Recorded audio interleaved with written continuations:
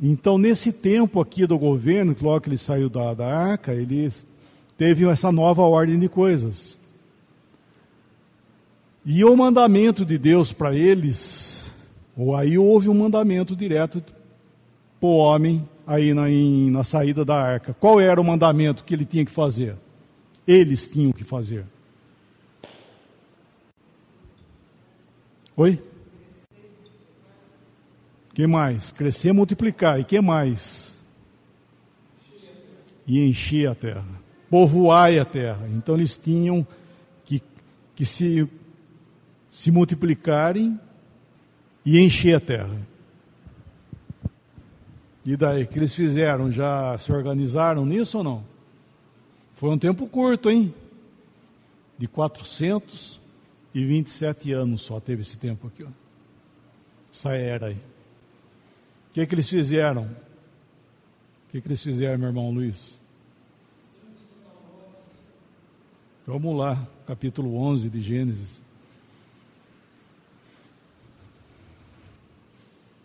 É bom entender um detalhezinho aí, que nós lemos agora há pouco o capítulo 9 de Gênesis, que não é a saída da arca, e nós estamos indo agora para o capítulo 11, para ver que eles não obedeceram. Só que nós devemos entender que o capítulo 11, na verdade, é o capítulo 10, e o capítulo 10 é o capítulo 11, tá? Então, a distância do capítulo 9 para o capítulo 11, na verdade, é curto, porque, na verdade, ele é o 10. Eu estou dizendo isso por causa do versículo, capítulo 10, versículo 5, por exemplo. Por esses foram repartidas as ilhas das nações nas suas terras, cada qual segundo a sua língua, segundo as suas famílias entre as suas nações. Segundo as suas línguas, não fala aí, não? Então, mas já tinha tido Babel já aí ou não? Ainda não. Então nós vamos ler agora o que vai acontecer no capítulo 11, né? Vamos lá, ler o capítulo 11, versículo 1 em diante, por favor. E era toda a terra de uma mesma língua e de uma mesma fala. E aconteceu que, partindo eles do Oriente, acharam um vale na terra de Sinear e habitaram ali. E disseram uns aos outros: Eia, pois, façamos tijolos e queimemo-los bem. E foi-lhes o tijolo por pedra e o betume por cal. E disseram: Eia, edifiquemos nós uma cidade e uma torre cujo cume toque aos céus. E façamo-nos um nome, para que não sejamos espalhados sobre a face de toda a terra. Então desceu o Senhor para ver a cidade e a torre que os filhos dos homens edificavam. E disse: Eis que o povo é um, e todos têm uma mesma língua. E isto é o que começam a fazer. E agora não haverá restrição para tudo o que eles intentarem fazer. Eia, desçamos e confundamos ali a sua língua, para que não entenda um a língua do outro. Assim, o Senhor os espalhou dali, sobre a face de toda a terra, e cessaram de edificar a cidade. Assim aconteceu a confusão das línguas. Por isso que eu disse que no capítulo 10, na verdade, ele está trocado, porque ali fala das divisões das línguas, porque lá no capítulo 10 ele está mostrando como é que eles saíram, cada um foi para um canto, né? E então, o capítulo 11, ele está narrando o que aconteceu. Então, eles deram na planície de Sinear, e eles se ajuntaram todos ali, e fizeram uma torre. Logicamente, essa torre não é, quando fala de tocar o céu, não é uma coisa de ignorante, vão fazer até tocar no céu, não é? Eles não eram burros desse jeito, de achar que ia tocar o céu. É de fazer um centro que o nome do homem fosse toda a atenção. Por isso que ele fala: façamos célebre o nosso nome. Ou seja, o homem ia ser o cume do mundo, é o homem que ia tocar o céu. E isso foi um absurdo, né? Era o homem querendo... Bom, isso na verdade é o que o homem sempre quer, né? Ele quer ser o célebre no mundo, é ele, não Deus. Então, eles acharam que podia fazer isso. Se ajuntaram, falavam, no capítulo 11, fala que eles falavam a mesma língua, né? Fala interessante, eles falam, como é que fala o versículo 1 aí? Ele fala que falavam mesmo, interessante, fala, parece que está falando a mesma coisa, mas por quê? Porque realmente eles não apenas falavam a mesma língua, mas eles tinham os mesmos propósitos. É isso que fala aí. Por isso que repete, dá a impressão que está repetindo, né? Chovendo no molhado, mas não é isso. Ele está falando que eles tinham a mesma língua e tinham a mesma forma de pensar. E eles quiseram fazer o quê nessa união? Fazer com que o homem fosse o centro das atenções, e não Deus. E eles, eu não sei qual que era a multidão que tinha nessa época, né? Mas nós vemos que todos se ajuntaram ali. E Deus, na sua sabedoria, espalha eles através do quê? De línguas. Dá idiomas ali. Então eles estavam juntos e naquele dia veio o Senhor e batizou língua neles. Então um grupo de pessoas, famílias, passaram a falar alemão, grego, hebraico, japonês, e assim foi. Cada um entendia, se ajuntaram, pegaram e foram embora. Segundo os propósitos de Deus, atravessaram oceanos, mas não sei como que fizeram isso que eu achei interessante, né? Saíram e foram embora e fizeram aquilo que Deus falou que eles tinham que fazer, na marra. E Deus batizou aqui não somente a língua, o idioma, como as suas características de pessoas também. Dividiu famílias. Por isso que nós vemos os traços das pessoas. Isso aconteceu nesse dia. Deus batizou famílias ali. Entende? Por isso que existe essa diferença entre, né, a aparência de povos. Foi nesse dia aí. Porque até então, todos falavam a mesma coisa, era tudo um povo só. Aquele dia foi juízo de Deus. Então, quando nós encontramos alguém estrangeiro, né, vamos dizer assim, é juízo de Deus. Isso, nós devemos entender que um dia houve nesse mundo um juízo que dividiu os povos, né? Houve divisão de povos nesse mundo.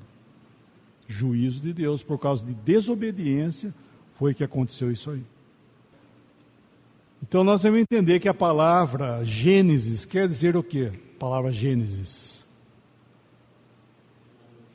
Gênesis. Princípio. Né? Então o livro de Gênesis contém tudo aquilo que nós temos hoje aqui. Você quer saber o porquê dos porquê? Vai em Gênesis, você vai encontrar tudo lá. Então nós estamos vendo algumas coisas aqui, então em Gênesis. Aconteceram, foram escritas por Deus para o nosso ensino. Tá? Isso é maravilhoso. Por que Deus escreveu tudo o que aconteceu para o nosso ensino? E isso, da inocência de Adão, criado, Eva, é a mesma verdade. Assim como um dia aconteceu o dilúvio nesse mundo, assim como um dia aconteceu as línguas nesse mundo, que são realidade diante de nós, um dia Deus criou o homem à sua imagem e semelhança. Tá? Então não é conto de carochinha e nem coisa parecida. Isso são fatos que Deus um dia fez tudo isso aqui. E cada um teve, na sua desobediência, as consequências daquilo que nós vemos até hoje diante de nós. Bom, passar para a promessa. Aqui agora, depois de Babel, Deus parou de trabalhar com o homem, não que Deus abandonou o homem, mas Deus parou de trabalhar o mundo como um todo. Ele pega e vai estabelecer um propósito que ele teve. Ele chamou um homem para tratar com ele. Quem foi esse homem? Abrão.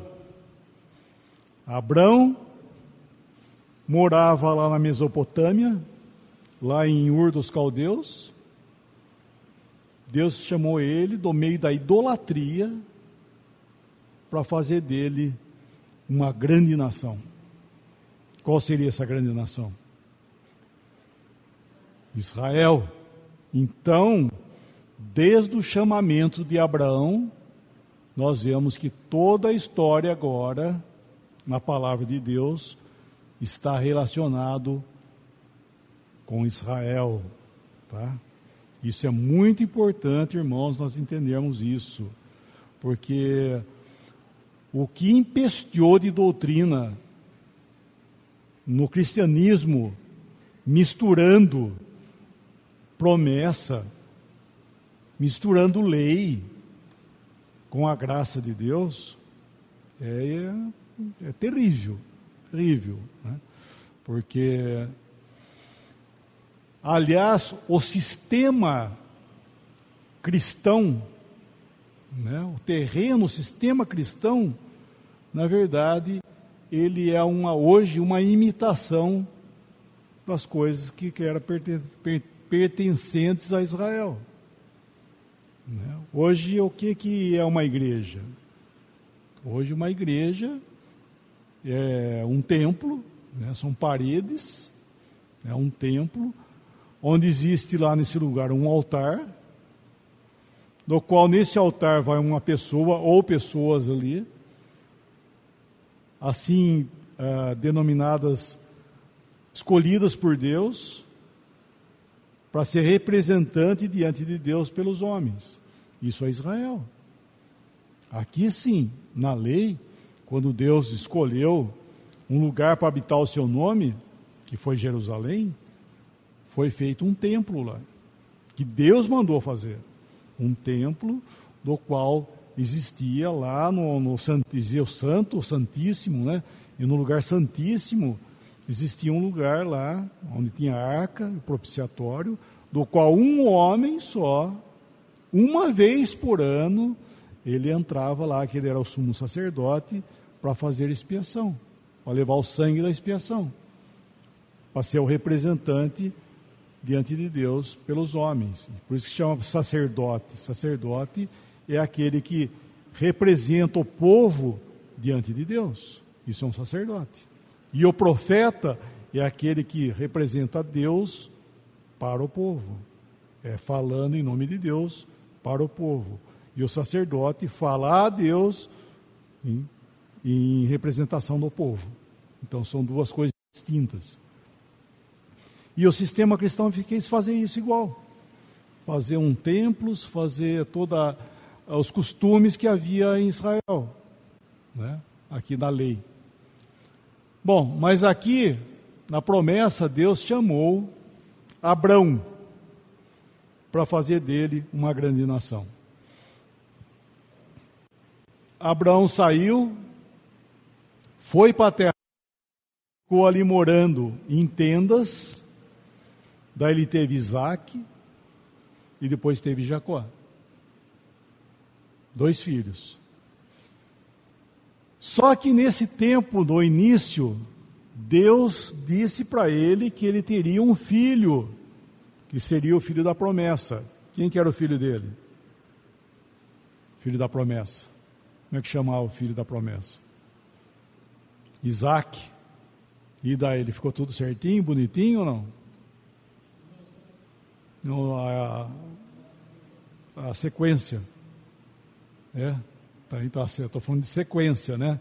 Que é Abraão, Isaac e Jacó, né? Então, mas ali, quando Deus tinha prometido Isaac, e nós vemos que ele falhou nisso, por causa de Sara. Ele dá Agar, Sara dá Agar para que ele tenha filho, para a escrava. E ele tem um filho que foi Ismael. Estou dizendo isso porque Ismael veio a ser uma grande nação, que são os árabes, né, que são inimigos, até hoje, inimigo ferrenho ali. Por quê? Porque eles acham que eles são a descendência de Abraão. Que os direitos da bênção de tudo é para eles. E a palavra fala que é para Isaac. E eles ficaram morando na terra da promessa, aqui, todos eles andaram ali na terra, viveram na terra da promessa, sem, todavia, tomar posse dela, porque eles estavam vivendo, entendendo que Deus tinha algo muito mais, pela fé, estavam vendo que Deus tinha algo muito mais do que isso, que realmente é uma figura do milênio. E Abraão, quando Deus falou do descendente, da descendência dele, ele estava falando de um descendente, né? Vamos ler esse versículo em Gálatas capítulo 3, Gálatas 3, versículo 16. Ora, as promessas foram feitas a Abraão e a sua posteridade. Não diz e as posteridades, como falando de muitas, mas como de uma só, e a tua posteridade, que é Cristo. Ele está falando a promessa, né? Não é isso que ele está falando aí? As promessas foram feitas a Abraão e a quem? A outra versão fala, não é a sua descendência, é o seu descendente. Mas não aos seus descendentes, assim ao seu descendente, não é isso? Você tem aí? Não, aqui está é aos seus descendentes. Não, lê. Como se falando de muitos, mas ao seu descendente. Ao seu descendente. Quem que é o descendente? Quem que é o descendente? Que é o Cristo, né? Ou seja, quando Deus falou das promessas, Ele estava falando que as promessas foram feitas ao descendente dele. A um. Não falando como falando de muitos. Falando de um, que é Cristo. Então isso é maravilhoso, né? Porque nós devemos entender que quando o Senhor esteve aqui nesse mundo, Ele, vamos chamar assim, Ele era o vaso das promessas. Entende? Todas as promessas que foram feitas, era para Ele. Era aquele homem, ele era o portador, era o vaso, né, onde vão dizer que tudo estava ali, ó. Era o Senhor. Por isso que quando ele fala aos judeus aqui na sua arrogância, né? Nós somos descendência de Abraão. Ele fala, se vocês fossem descendentes de Abraão, vocês me amariam. Por quê? Porque era ele, né? Ele era a fonte, ele era o vaso de bênção. Sem ele, não ia ter nada. Né? Tirasse ele, tudo isso ia ficar vazio, sem nada. Não é verdade? E eles não entenderam isso. Eles não viram, não conseguiram ver que aquele homem era o vaso de bênção deles. Mas os propósitos de Deus, logicamente, sabia que ele tinha, né, e isso ia acontecer com ele, a rejeição e a morte, o cortado, né, ele será cortado como? Pela morte na cruz. Então tinha que haver isso aí. E para Abraão, Deus falou duas coisas quando falou da promessa.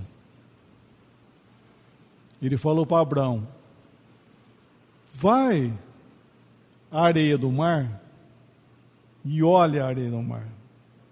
e conta os grãos, se é que podes contar. Assim será a sua posteridade. E depois ele fala: olha para o céu e veja as estrelas, e conte-as, se és que pode contar. Assim será a sua descendência. De Abraão, do seu descendente, sairia duas posteridades, uma terrena e outra celestial. Então nós vemos, hoje nós olhamos para trás e vemos isso, entende?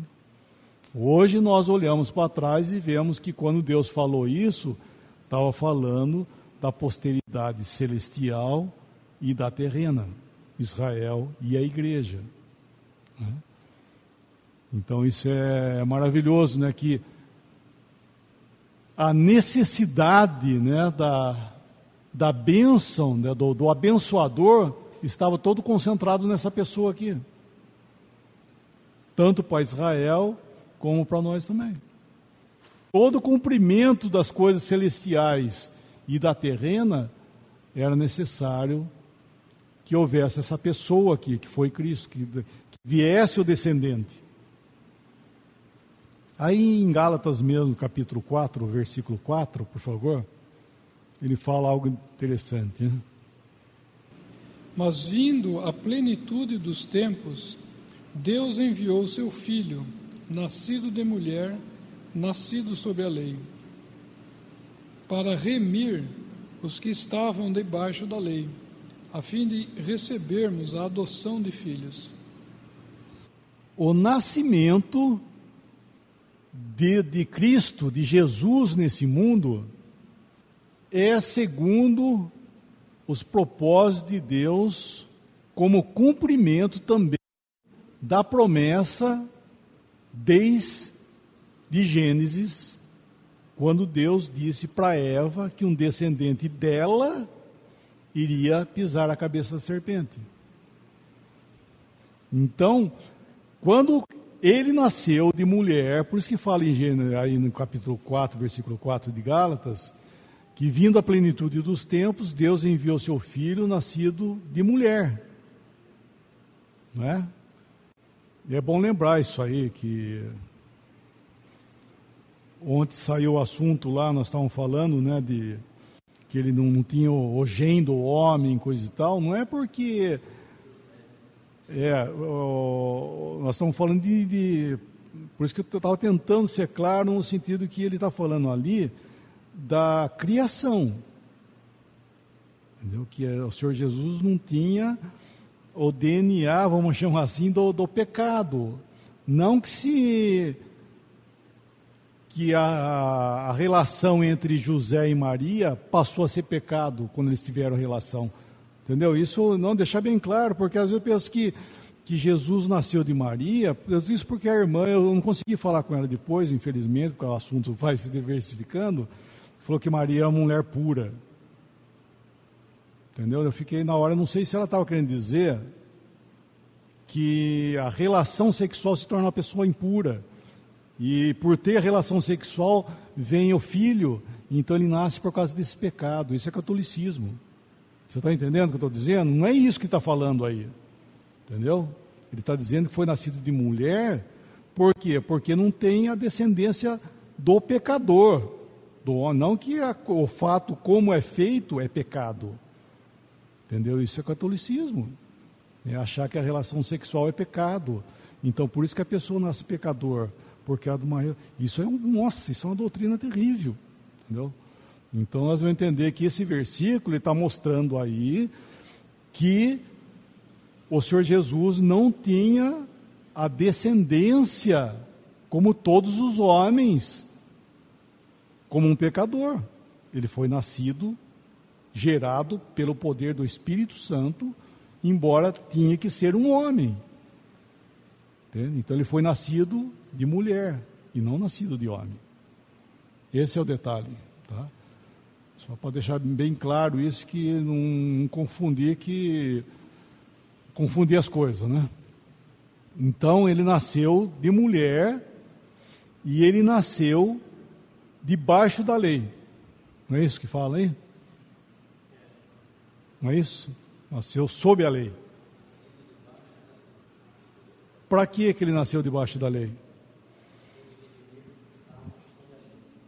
Olha que interessante. Ou seja, olha, a lei passou a ser um algoz para o homem. A lei que eles, inclusive, estavam tão se gloriando que eles tinham a lei, a lei, na verdade, se tornou o faraó na vida deles. Porque o Senhor nasceu debaixo da lei para remir eles da maldição da lei. O cara estava embaixo da lei, era só juízo. Então, o nascimento do Senhor Jesus, ele nasceu sob a lei, porque ele podia, por aí, remir através da morte, remir o homem que estava debaixo da lei. Chegar mais perto, vai. A perfeição do Senhor Jesus, ele pôde dar cumprimento à lei. Ele não apenas cumpriu a lei, mas a lei se cumpriu nele. Entende? Vamos ver um versículo, Lucas 22 primeiro. Lucas 22, 37. Portanto vos digo que importa que em mim se cumpra aquilo que está escrito. E com os malfeitores foi contado, porque o que está escrito em mim terá cumprimento. Que se cumpra, como é que é? Em mim. Convém que se cumpra em mim tudo que está escrito. Aonde? Convém que se cumpra em mim tudo que está escrito. Não é verdade? Lê lá, por exemplo, também, lê lá também no capítulo 24, versículo 44, por favor. E disse-lhes: são estas as palavras que vos disse, estando ainda convosco, que convinha que se cumprisse tudo o que de mim estava escrito na lei de Moisés e nos profetas e nos salmos. Cumpriu nele todas as coisas. Vocês lembram, aqui no Monte Sinai, quando a lei foi dada? Vocês lembram? Moisés desceu com as tábuas da lei, chegou no pé do monte, o povo estava tudo corrompido. O que ele fez? Ele quebrou as tábuas da lei. O povo não era digno de receber aquilo lá. Quebrou. Só que quando ele volta lá, Deus fala: agora você faz o mesmo teor das palavras do qual te dei a primeira. Daí ele que faz as outras tábuas. Ele desce, chega lá, ele põe a tábua onde? Ele põe na arca. O povo ainda não era digno de receber. Não tinha onde colocar aquela tábua. Ele vai e coloca na arca. O Senhor Jesus, né, a arca, inclusive, é uma figura da pessoa do Senhor Jesus. E a lei veio e encontrou um lugar de descanso em Cristo. Entende? Por isso que ele é muito mais do que um homem que cumpriu a lei. A lei achou lugar nele. E ele veio dar cumprimento a tudo o que estava escrito na lei. Convém que se cumpra em mim tudo o que está escrito na lei de Moisés, nos profetas e nos salmos. Então nós vemos a grandeza da maravilha desse homem que tinha que nascer de mulher e sob a lei. Para que a lei tivesse seu cumprimento, para que ele pudesse resgatar aqueles que estavam embaixo da maldição da lei. Por quê? Porque por obediência, esse homem, ele era para ser plenamente abençoado. Nem a lei, como nós falamos ontem, na lei era para dar vida. Se ele não tivesse dado a vida dele, ele estava vivo até hoje. E a lei dava todo o respaldo a esse homem, porque ele era perfeito. Só que ele, o Senhor Jesus, ele deu oportunidade, por assim dizer, à lei, de cumprir a maldição da lei nele. Entende? Então ele vai à cruz para receber a maldição que a lei determinava. Maldito aquele que for pendurado no madeiro. Ele foi lá para ser alvo de maldição, coisa que ele não era merecedor disso, mas ele se fez maldição. Então isso é maravilhoso, né? Que ele deu todo o cumprimento à lei, em todos os aspectos, nele. Por isso que ele diz, se cumpra em mim tudo o que estava escrito na lei. E após ressuscitado, quando ele fala isso para eles, ele fala ainda que convinha que se cumprisse nele tudo o que está escrito na lei de Moisés, no Salmo e nos profetas. Só que o que ele estava dizendo ali, que ainda não acabou. Porque a palavra profética vai até o fim. Ele estava indo embora, como ele disse aos discípulos, né, depois de ressuscitado, que ele ia embora, só que ia ter continuação ainda. Né?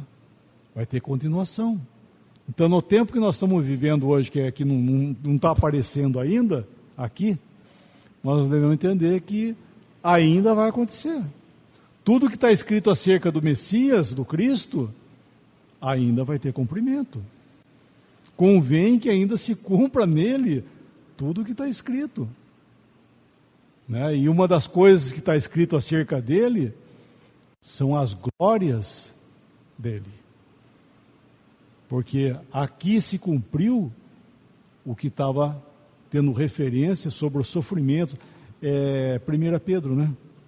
1 Pedro capítulo 1, versículo 10 em diante. 10, 11, 12.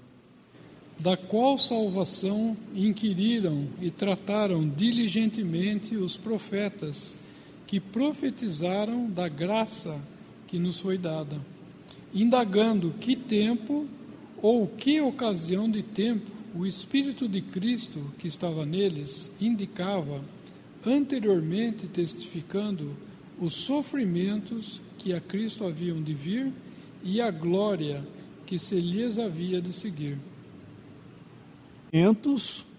Referentes a Cristo e as glórias que o seguiriam. Ou seja, os sofrimentos se consumaram. Agora, as glórias, ou a glória, como diz uma outra versão no singular, né, ainda não aconteceu. Entende? Então, terá cumprimento ainda. Então, o Senhor tem que vir para estabelecer o seu reino em glória, que ainda o mundo não viu isso. A última vez que viram Cristo nesse mundo foi aqui, ó. Partiu desse mundo ali numa cruz.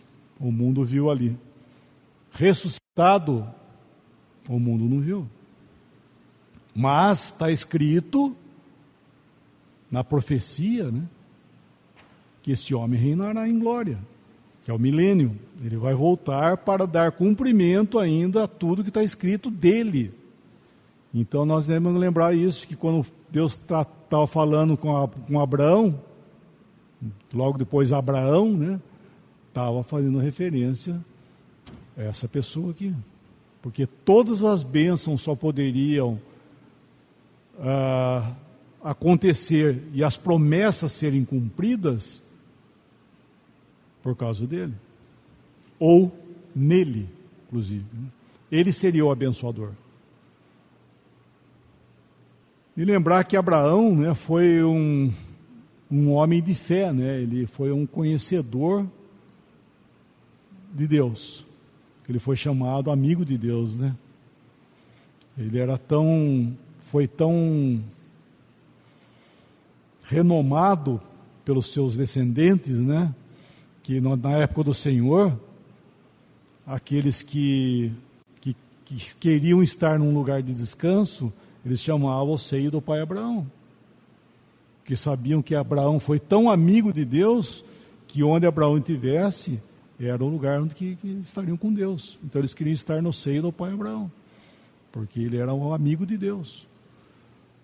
Isso ele foi realmente uma pessoa, o primeiro homem, né, vamos dizer individualmente, que teve um trajeto de uma comunhão tal com Deus que ele foi aprendendo a... Né? Nós vemos que outros tiveram isso em suas vidas. Enoque, Noé, né? Mas o detalhamento sobre Abraão é muito interessante, e por ele ser também, logicamente estou falando dos judeus, por ele ser o patriarca, né? O primeiro homem chamado para ser o patriarca dos hebreus de Israel. Passar pela... esse é algo interessante, né, esses privilégios, né, porque esses homens do Velho Testamento, né, eles tiveram um privilégio muito grande, né, de conhecer a Deus, andar com Deus, tudo mais. Mas o cristão hoje, ele é muito mais. Nós estávamos falando ontem que nós vivemos um tempo que nunca existiu. Né? Até ele está aqui, como diz, ele não estava no... O que era? Era Deus habitar no homem. Entende? Porque até então, profeticamente, só tinha um homem do qual Deus estaria nele, que é Cristo. Entende? Deus estaria num homem, que era o Emanuel, né, que era o Senhor Jesus. Esse sim era a Deus nele, né? Paulo fala isso, Coríntios, 2 Coríntios 5, 18 e 19, principalmente o 19. E tudo isto provém de Deus, que nos reconciliou consigo mesmo por Jesus Cristo e nos deu o ministério da reconciliação. Isto é, Deus estava em Cristo reconciliando consigo o mundo, não lhes imputando os seus pecados, e pôs em nós a palavra da reconciliação. Deus estava em Cristo. Isso é diferente de Deus estar com. Deus esteve com Abraão, com Noé, com Moisés, com. Agora, estar em é outra coisa. Deus estava em Cristo. Né? Isso é Hebreus capítulo 1 também. Deve ver esse Hebreus capítulo 1. Por favor, Hebreus 1, versículo 1, 2 e 3. Havendo Deus antigamente falado muitas vezes, de muitas maneiras, aos pais, pelos profetas, a nós falou-nos nesses últimos dias pelo Filho, a quem constituiu herdeiro de tudo, por quem fez também o mundo, o qual, sendo o resplendor da sua glória e a expressa imagem da sua pessoa, sustentando todas as coisas pela palavra do seu poder, havendo feito por si mesmo a purificação dos nossos pecados, assentou-se à destra da majestade nas alturas. Interessante aí, né? Que havendo Deus outrora falado de muitas vezes, de muitas maneiras aos pais, ele está falando para os hebreus, né? Lógico, ele está falando isso aqui, ó. Havendo Deus outrora falado muitas vezes e de muitas maneiras aos pais pelos profetas, ele está querendo dizer assim, que Deus sempre falou, como aos pais pelos profetas. Nesses últimos dias, nos falou, como é que ele fala aí? Pelo Filho, ou em Filho. Não é porque ele não está dizendo assim, ó, por meio do Filho, porque ele não está falando que Deus falou pelos profetas e depois falou pelo Filho também, não é isso. Ele falou em, ou seja, é Deus presente. É Deus presente. Entende? É em Filho. É Deus presente. Daí ele explica quem que era essa pessoa aí, né? Que ele fala aqui, pelo qual também fez o universo, tal. Só que para a remissão de pecados, ele tinha que fazer a expiação. Toda a palavra que sustenta o universo, tudo que ele é, isso não fazia expiação por pecado. Ele teve que, pelo seu próprio sangue, fazer expiação. Ou seja, o sangue tinha que ser derramado e tinha que ser uma vítima à altura das demandas de Deus. Então Deus tinha que ter um sacrifício à altura da sua própria santidade. Deus tinha que prover um sacrifício à altura da sua própria santidade. Então isso eles fazem isso em comum acordo. Por isso que os propósitos de Cristo vir a esse mundo para morrer é algo que eles já conversaram na glória. É um assunto já conversado lá na glória. Entende? Não é algo que aconteceu, o homem caiu aqui, então correram atrás. Não é isso. Já sabia. Entende? Eu acho que João 17, né? 17, versículo 1. Evangelho de João 17, 1. Jesus falou assim, e levantando seus olhos ao céu, disse: Pai, é chegada a hora. Aqui, o Senhor, aqui nesse mundo, disse: é chegada a hora. Que hora? Uma hora da qual eles conversaram aqui. Chegou a hora. Uma hora da qual eles já tinham conversado lá nos tempos do passado. E tinha que ter seu cumprimento para que aqui todas as coisas pudessem estar de acordo com a santidade e a glória de Deus. Então, a morte expiatória de Cristo é muito mais daquilo que toca a nós. É muito bom, né, nós entendemos que o Senhor Jesus morreu por nós. Nossa, isso é maravilhoso entendermos isso. Né, que o Senhor morreu por nós. Lógico, é o nosso Salvador, a nossa bênção. Mas nós devemos entender que o Senhor Jesus morreu para a glória de Deus, primeiramente. E esse homem aqui viveu para a glória do Pai e morreu para a glória de Deus. Deus foi glorificado tanto na sua vida como na sua morte.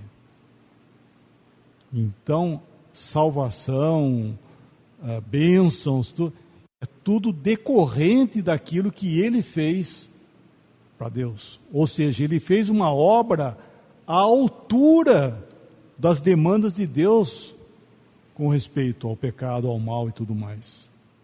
É muito mais do que ele ter apenas, que é uma grande, não estou dizendo que não é nada, mas é muito mais do que ele ter morrido por nós. Ele morreu para Deus. Isso é maravilhoso, é a altura daquilo que Deus, que nós não conseguimos entender isso. A grandeza, lógico, um dia nós vamos entender a grandeza do que é Deus. E nós vamos entender muito mais do que a grandeza dessa obra que Cristo fez. Morreu para Deus. Que Deus foi glorificado. Vamos falar um pouco daqui desse intervalo aqui. O povo, né, os hebreus, eles deveriam ficar na terra da promessa ainda, porque era a terra dele, da promessa.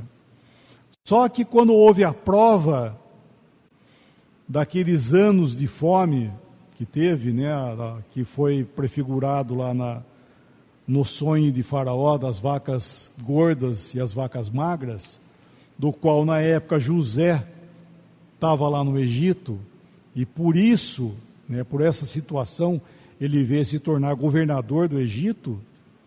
Nós vemos que nessa época aqui, eles foram morar lá no Egito. Jacó desceu com a família toda e foram morar tudo lá, e ficaram lá, na terra de Gósen, né? Gósen, né? Ficaram morando lá, que era a melhor parte do Egito. José deu para eles morarem. Mas não era para ficar lá. E ficaram. Eles tinham que sair, não era o lugar deles ali. Eles tinham que ir lá, os propósitos de Deus não eram no Egito.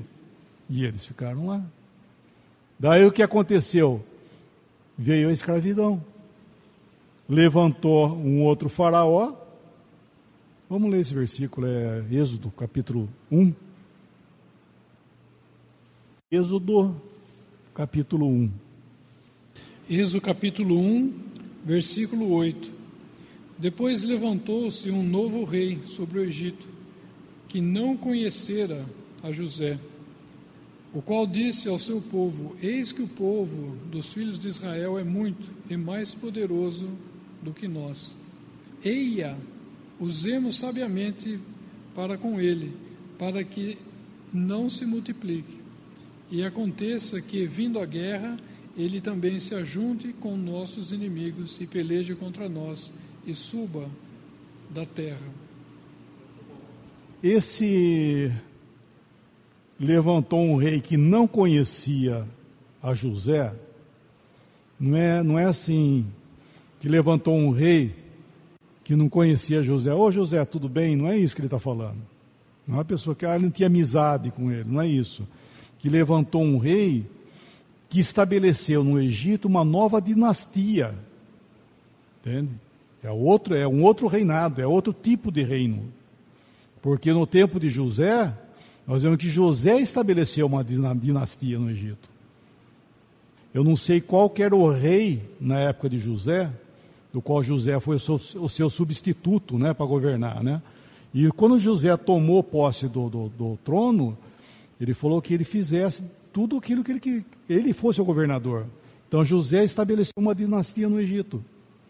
E é a dinastia do Egito, nessa época, pelo menos que eu lembro do estudo, né, que eu estudei, que foi a época de maior prosperidade, tanto territorial como monetária, no Egito.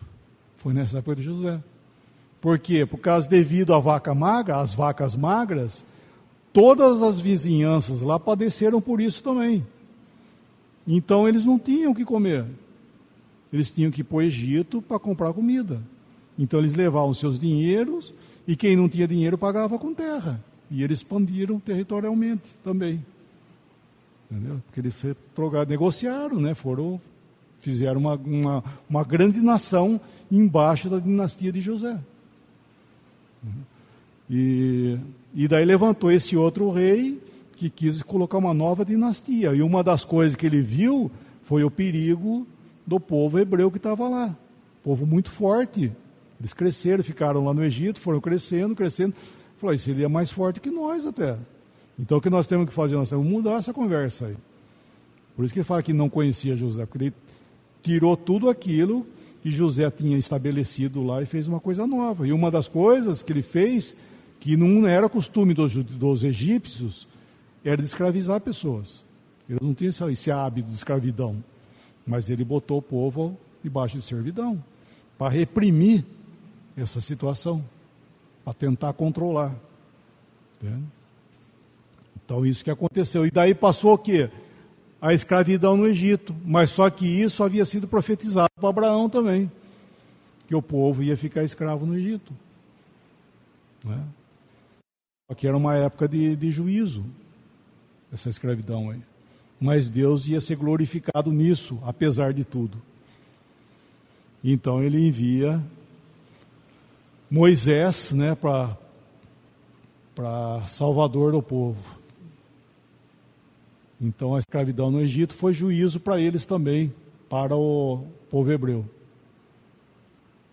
E Moisés, nós sabemos a história de Moisés, né, que hebreu, que foi criado no palácio de Faraó, né, que a filha de Faraó pegou ele para criar. A filha de Faraó pegou para criar aquela criança, e ele passou os seus primeiros 40 anos criado na corte, né, toda a sabedoria e ciência do Egito. Só que daí ele foge, devido a ele ter matado aquele egípcio, ele foge e vai viver lá na terra dele. Deu? Então tá bom.